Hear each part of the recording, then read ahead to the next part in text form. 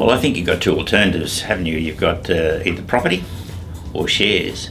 And I think you've got to have a lot of experience with shares, you've got to have a lot of inside knowledge with shares. And shares go up and shares go down. Bricks and mortar is always there, so it's nice and safe. But having said that, there's a lot of traps with property as well, and you need your experience, and I think I've made just about every mistake possible with property. I bought and sold over 600 times before I realised I shouldn't be selling. I've tried land, I've tried refurbishments, I've tried building, I've tried older properties until I found new properties are the way to go. So I think property is nice and safe, provided you know all the traps.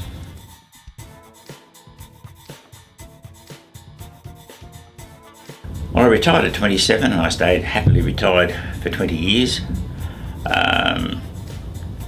We were having school reunions every couple of years, and I could see my mates getting poorer and poorer as they obviously got married and then had children, looking after the children, and I could see them just progressing through to a pension.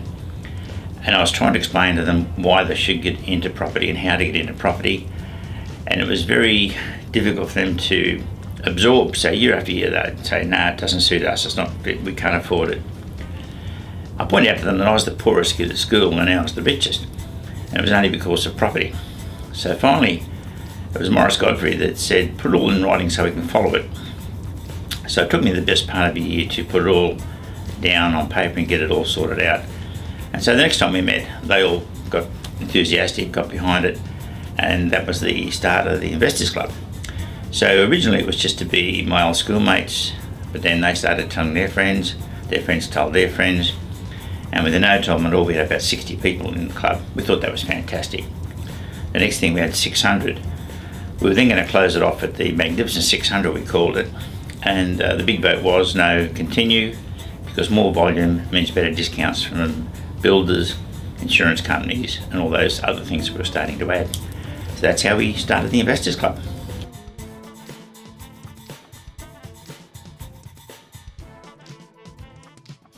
Well, that's a really good question, because there is a lot of property out there. It is very confusing, and unfortunately most of it you shouldn't be buying, and that's why 90% of people can only ever afford to buy one, and that's the figures from the tax office. And one property just doesn't cut it. You're dependent on the pension and the property. Also, a lot of the properties out there are wealth traps. You've suddenly got to find $20,000 to redo the kitchen because it's not competing with others in the market. You've suddenly got to find more money to carpet the place or to repaint the place.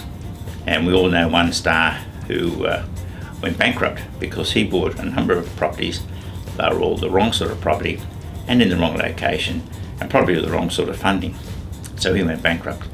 So there's traps out there.